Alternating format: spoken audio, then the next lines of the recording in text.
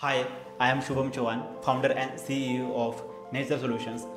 खूप साऱ्या बिझनेसमॅनचा एक कॉमन क्वेश्चन असतो की माझा बिझनेस हा खूप छोटा आहे, माझं खूप छोटं युनिट आहे, तर मला एन्व्हायरमेंटल सर्टिफिकेशनची काय गरज आहे. ॲक्च्युली वॉटर ॲक्ट 1974नुसार आणि एअर ॲक्ट 1981नुसार सेंट्रल पोल्युशन कंट्रोल बोर्डने बिझनेसेसला डिफरंट कॅटेगरीमध्ये डिवाईड केलेलं आहे की तुमचा बिझनेस पोल्युशन करत असेल किंवा पोल्युशन करत नसेल तरीही तुम्हाला एन्व्हायरमेंटल सर्टिफिकेशन घेणं हे कंपल्सरी आहे. तर आता टोटल 7 कॅटेगरीमध्ये डिवाईड केलेलं आहे. वन बाय वन आपण बघणार. पहिली कॅटेगरी आहे मॅन्युफॅक्चरिंग अँड प्रोसेसिंग युनिट्स. आता यामध्ये टोटल 11 सब पार्ट्समध्ये डिवाईड केलेले आहेत बिझनेसेसला.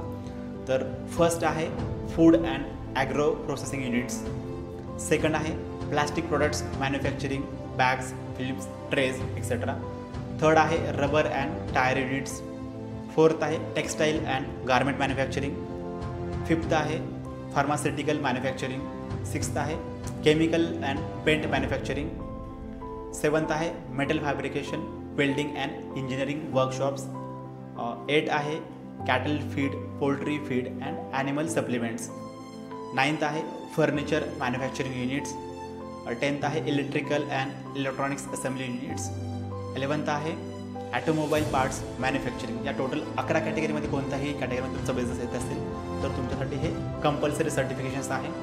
सेकंड कॅटेगरी आहे कन्स्ट्रक्शन अँड रिअल इस्टेट. यालाही 5 कॅटेगरीमध्ये डिवाईड केलेलं आहे, सब कॅटेगरी म्हणू शकता. Residential and commercial projects first, जे 20,000 स्क्वेअर मीटरपेक्षा जास्त असेल तर. सेकंड आहे warehouse and logistic parks. Third आहे ready mix concrete RMC plants. Fourth आहे cement blocks bricks units.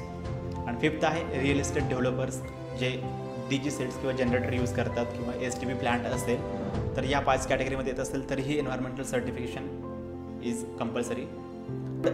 Main category आहे हेल्थ अँड हॉस्पिटॅलिटी, ज्यामध्ये अगेन 4 कॅटेगरीमध्ये डिवाईड केलेलं आहे. Hospitals and clinics first. Second आहे hotels, resorts and lodges. Third आहे diagnostic labs. आणि फोर्थ आहे की pathology labs and blood banks. Fourth main category आहे वेस्ट अँड रिसायकलिंग. याच्यामध्ये देखील 5 कॅटेगरीमध्ये डिवाईड केलेलं आहे सब कॅटेगरी. फर्स्ट आहे स्क्रॅप डीलर्स विथ प्रोसेसिंग, जे स्क्रॅपचं काम करतात त्यांच्यासाठी आहे. E waste dismantling recycling units, जे इलेक्ट्रॉनिक वेस्ट बाहेर पडतं, लॅपटॉप कॉम्प्युटरमधलं वेस्ट. थर्ड आहे plastic waste collection and recycling. Fourth आहे battery waste management units. And fifth आहे बायोमेडिकल वेस्ट हँडलिंग फॅसिलिटीज. तर यांनाही एन्व्हायरमेंटल सर्टिफिकेशन हे मस्ट आहे, कंपल्सरी आहे. मेन कॅटेगरी आहे फूड अँड बेवरेजेस. आता याला देखील 5 कॅटेगरीमध्ये अगेन डिवाईड केलेलं आहे. फर्स्ट आहे डेअरी किंवा मिल्क प्रोसेसिंग युनिट्स असतील. सेकंड आहे bottle to water plants. Third आहे कोल्ड स्टोरेज, ज्याच्यामध्ये अमोनिया किंवा केमिकलचा यूजेस केला जातो. मीट प्रोसेसिंग युनिट्स किंवा स्लेटर हाऊसेसमध्ये देखील लागतं. बेकरीज, ज्या लार्ज स्केल असेल किंवा जिथं ओव्हन्स किंवा बॉयलर्स यूज केलं जातं.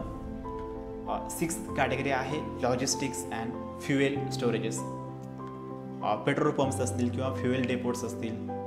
सेकंड आहे ट्रान्सपोर्ट टर्मिनल्स. थर्ड आहे oil lubricant storages and packaging.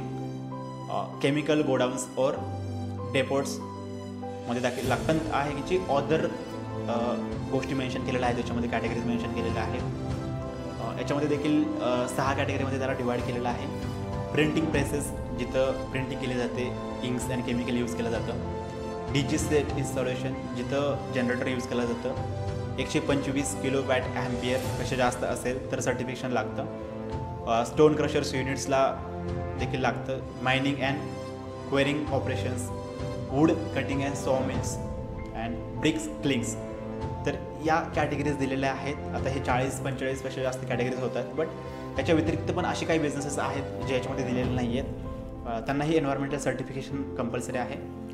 तर ॲक्च्युली तुम्हाला जर वाटतं की तुमच्या बिझनेसबद्दल प्रॉपरली तुम्हाला गायडन्स भेटलं पाहिजे की कोणत्या टाईपचं सर्टिफिकेशन माझ्यासाठी कंपल्सरी आहे, मला सर्टिफिकेशन प्रोसेसबद्दल कोण हेल्प करणार आणि सर्टिफिकेशनसाठी काय म्हणजे प्रोसेस लागेल, किती टाईम लागेल आणि कोणते डॉक्युमेंट्स लागतील, हे सगळे जर क्वेश्चन असतील किंवा याच्यामध्ये कॅटेगरीमध्ये तुमचा बिझनेस नसेल पण तुम्हाला वाटते की मला चेक करायचं की माझा बिझनेसला एन्व्हायरमेंटल सर्टिफिकेशन लागतं का नाही, कारण मला बिझनेस हा इन्स्पेक्शन फ्री बनवायचा आहे, तर तुम्ही खाली दिलेल्या नंबरवरती कॉल करा किंवा कन्सल्टेशन कॉल बुक करा आमच्या टीमसोबत.